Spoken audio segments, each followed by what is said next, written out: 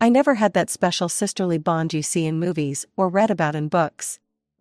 Jessica was already 10 years old when I came along, practically a different generation. While she was experiencing her first crushes in high school, I was still playing with dolls.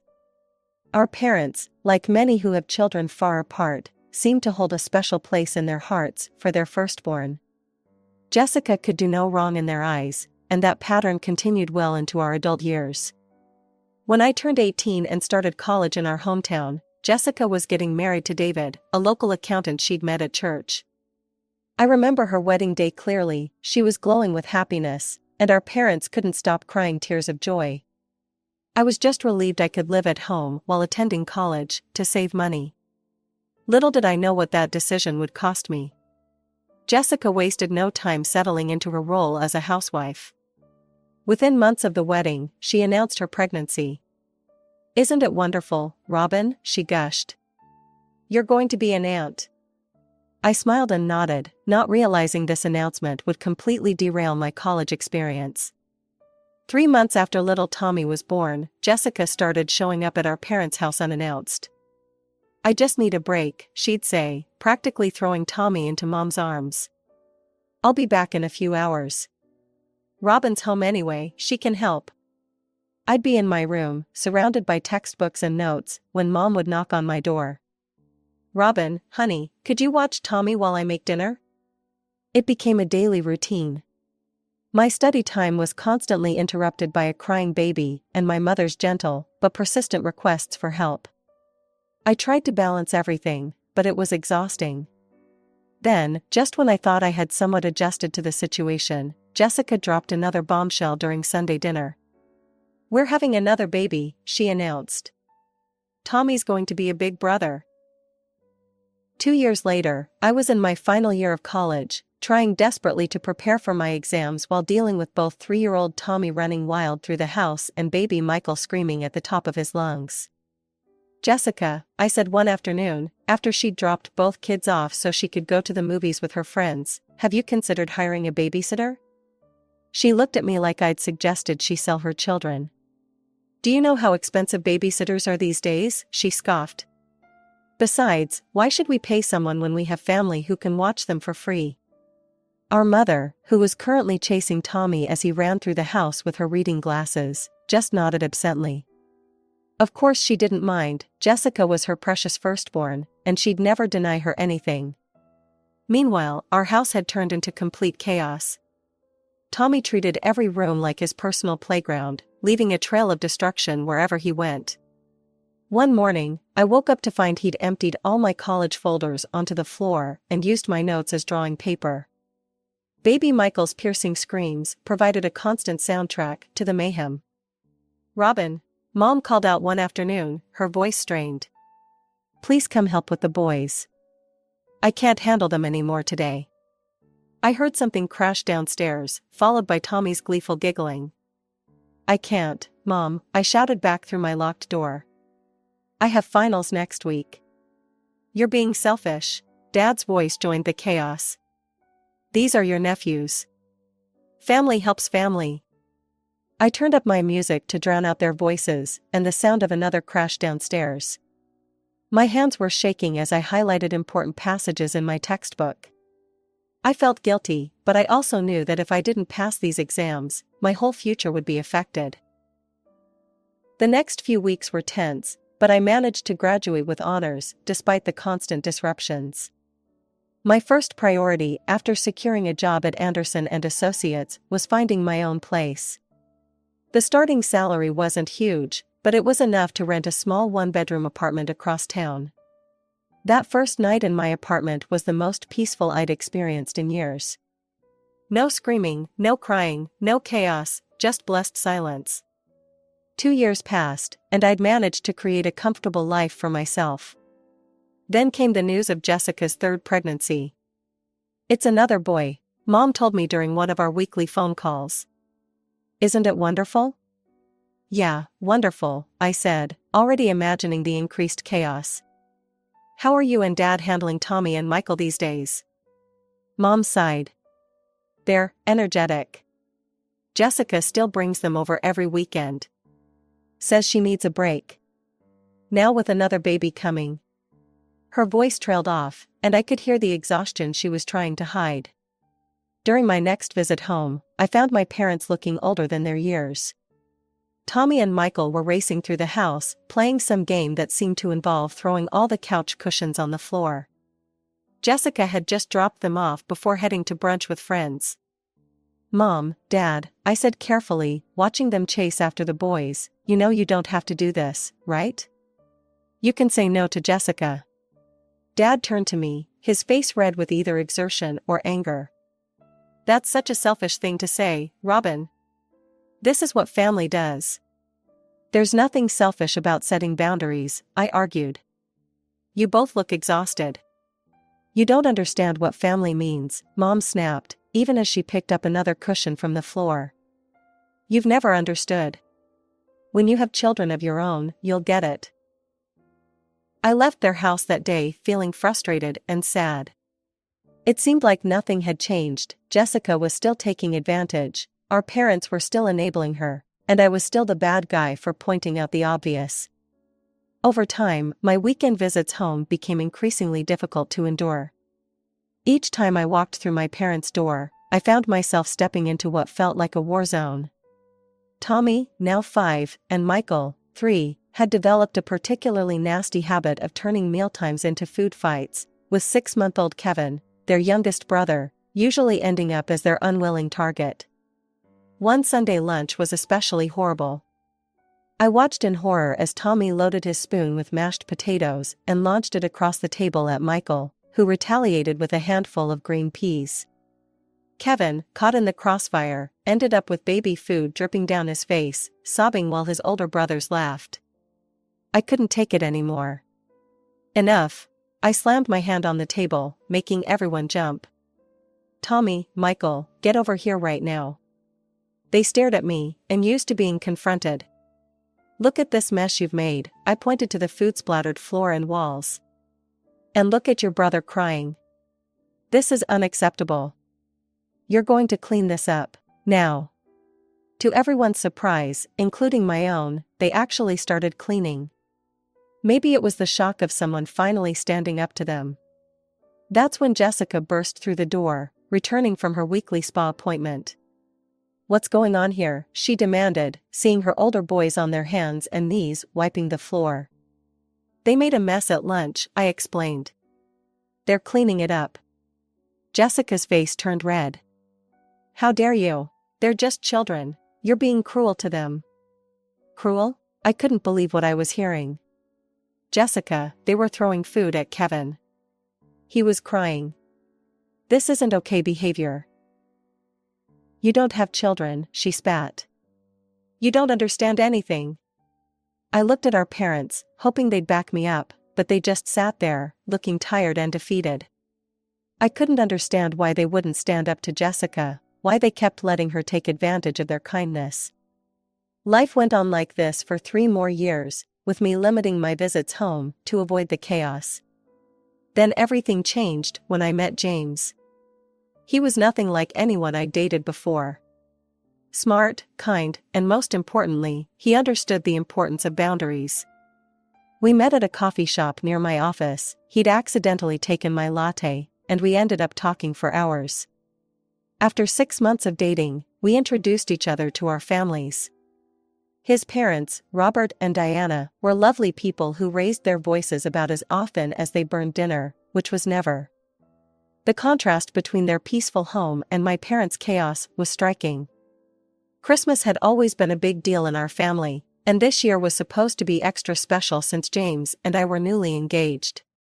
Mom went all out with the decorations. The tree was beautiful, presents were wrapped perfectly in matching paper, and the house smelled amazing with all her holiday baking. When James and I arrived early to help, the atmosphere was festive and warm. My cousins Mark and Sarah were already there with their kids, who were quietly playing board games in the corner. Several of our relatives had traveled from out of town, including Great-Aunt Martha, who immediately pulled me into a tight hug. "Let me see that ring, dear," she said, admiring my engagement ring. "James is such a lovely young man. You two will be so happy together." Everything was picture perfect. Mom had outdone herself with the food, Dad was telling his favorite stories, and even the kids were well behaved, saying please and thank you when offered cookies. It felt like a scene from a Christmas movie. Then the front door burst open.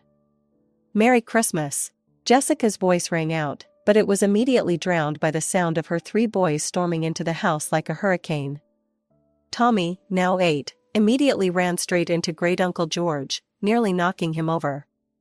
Michael, 6, started chasing his cousins, who had been quietly reading on the couch.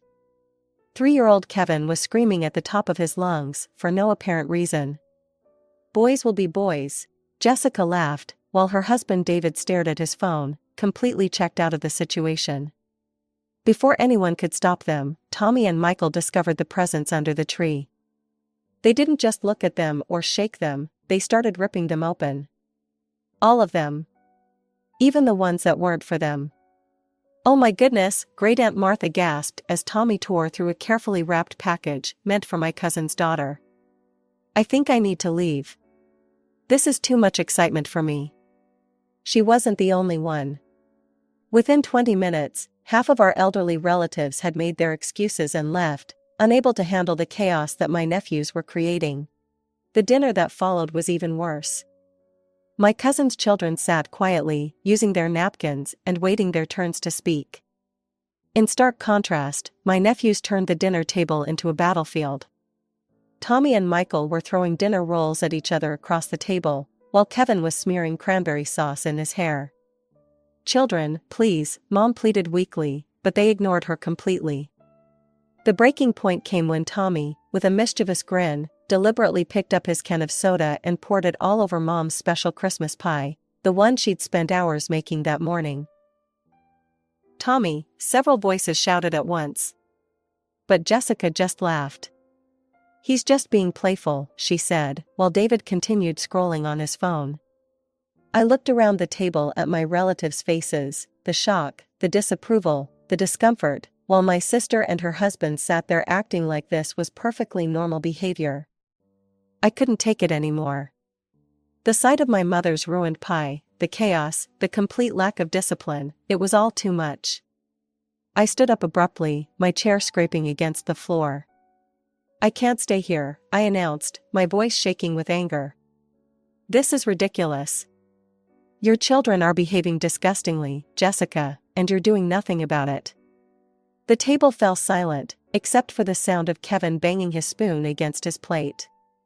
Jessica's face turned red. "Oh, that's rich coming from you," she snapped. "You don't have children, Robin. You have no idea how hard it is to raise kids. When you have your own, then you can judge my parenting." I let out a bitter laugh and gestured toward my cousin's children, who were sitting quietly, looking uncomfortable with the whole situation. "Really? Then how do you explain them?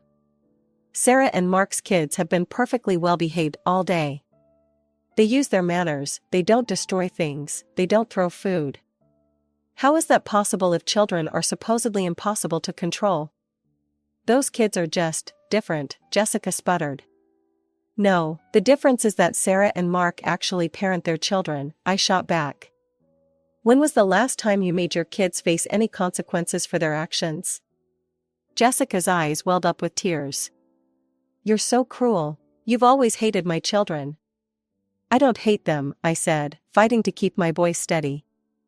"I hate watching them grow up without any guidance or discipline. I hate seeing Mom and Dad's house destroyed every time you visit.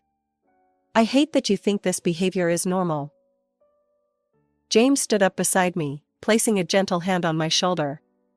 "I think we should go," he said quietly.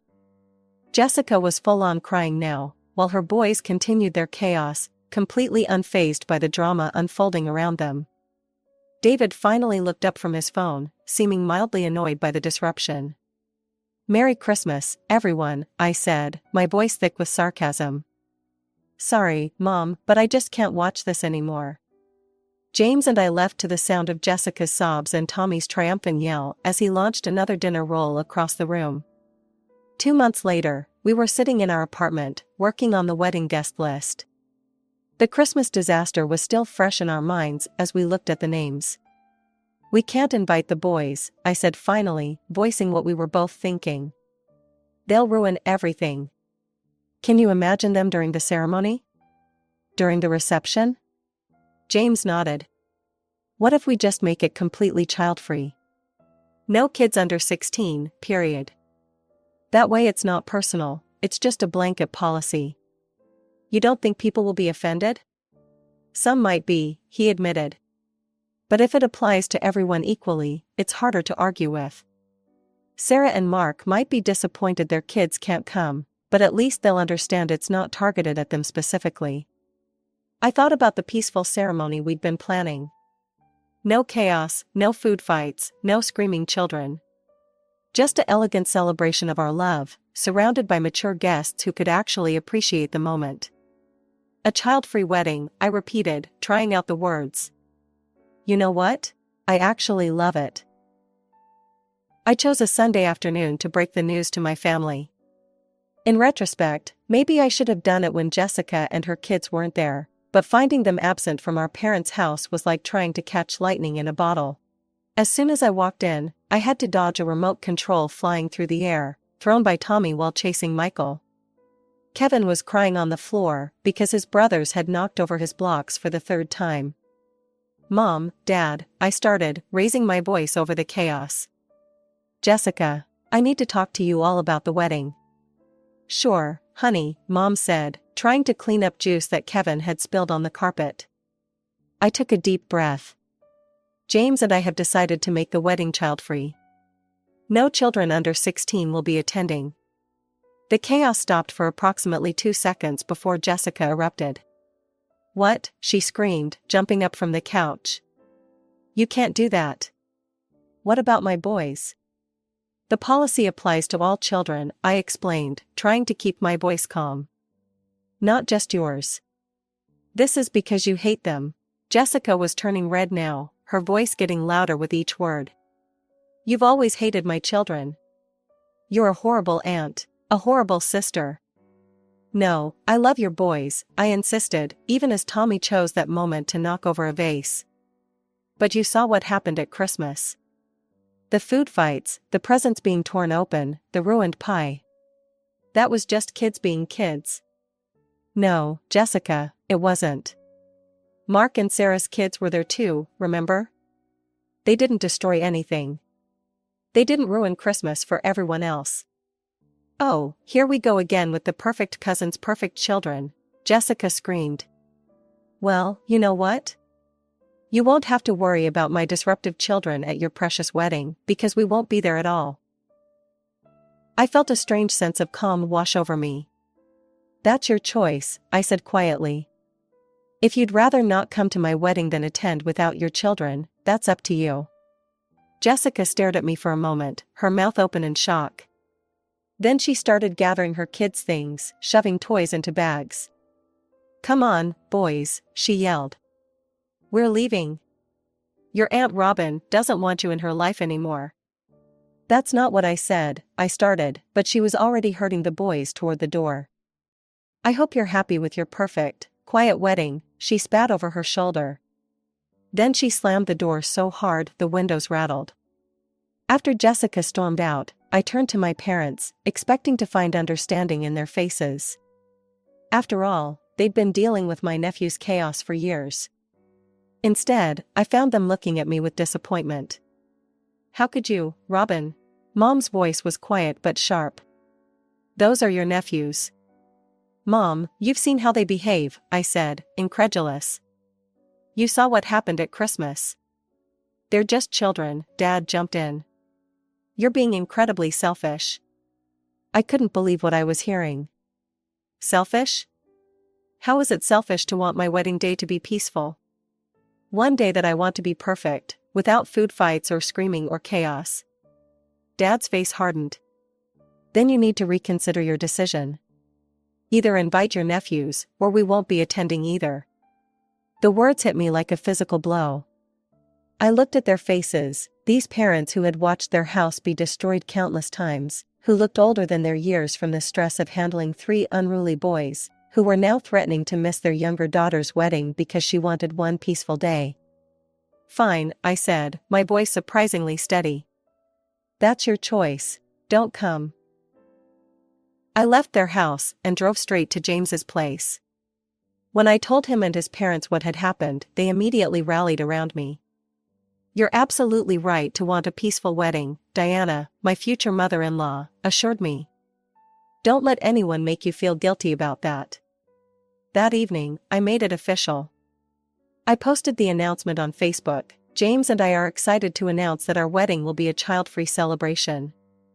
We look forward to sharing our special day with our adult guests in an elegant, peaceful atmosphere. The support was overwhelming.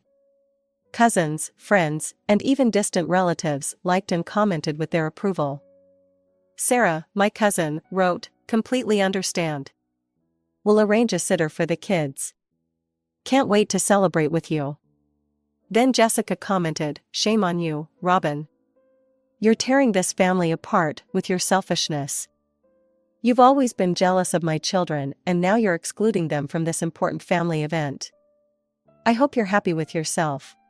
The response was immediate and unexpected. Relatives who had witnessed the Christmas disaster jumped to my defense. "Jessica, your kids destroyed the Christmas celebration," Aunt Linda wrote. "They ruined presents that weren't theirs, threw food, and drove half the family to leave early. Maybe instead of attacking Robin, you should focus on teaching your children how to behave in public," Great Aunt Martha chimed in. Comment after comment appeared, each one recounting another instance of my nephew's bad behavior and Jessica's lack of parenting. The post turned into a catalog of years of chaos and destruction, all of which Jessica had dismissed or ignored. Jessica's responses stopped abruptly. For once, she had nothing to say in defense of her children's behavior, perhaps because, for the first time, she was facing unified opposition from the entire family. My phone rang 3 days after the Facebook post explosion. When I saw Mom on the caller ID, my stomach tightened, but I answered anyway. "Robin?" Mom's voice was soft. "Your father and we saw your post." And all the comments. We had no idea so many people felt this way. Seeing everyone describe what happened at Christmas, and all the other occasions. "We'll be at your wedding, honey," Dad chimed in. "With or without your sister. You deserve your perfect day." The relief was overwhelming. "Thank you," I managed to say through my tears. "That means everything to me." After that conversation, I sent Jessica and David a formal wedding invitation with a handwritten note. "I would love to have you both there to celebrate with us. I know it's difficult without the boys, but this is important to me. Love, Robin." Weeks passed without a response. As the RSVPs rolled in, Jessica's silence became her answer. The wedding day itself was everything I'd dreamed of. The ceremony was peaceful and elegant, without a single interruption. During the reception, adults could actually have conversations without shouting over chaos. No food was thrown, no decorations were destroyed, no one cried except my mom, happy tears as she watched us exchange our vows. "This is lovely," Great Aunt Martha told me during the reception. "So dignified, so peaceful." James squeezed my hand under the table. He knew I was thinking about the empty seats where Jessica and David should have been. A week after we returned from our honeymoon, Mom called with news. "Jessica hasn't brought the boys over since your wedding," she said. "I tried to call her, but she won't answer." "She's punishing you for coming to my wedding," I said quietly. "Maybe," Mom sighed. "But you know what? For the first time in years, your father and I feel rested. Our house is still clean at the end of the day. Maybe this isn't entirely a bad thing." I understood what she meant. Sometimes relationships need to break before they can be rebuilt properly. Perhaps this was our family's breaking point, the moment when we finally stopped pretending everything was fine and acknowledged the problems that had been growing for years. I still hope that one day Jessica will understand that my wedding wasn't about excluding her children, it was about having one day of peace. I hope she'll realize that her boys' behavior isn't normal or acceptable, and that letting them run wild isn't doing them any favors. I hope that someday we can rebuild our relationship on a foundation of mutual respect and understanding. Until then, I have my memories of a perfect wedding day, surrounded by people who understood and supported my choice. I have my new husband and his loving family. And I have the knowledge that sometimes standing up for yourself, even when it's difficult, even when it hurts, is the right thing to do.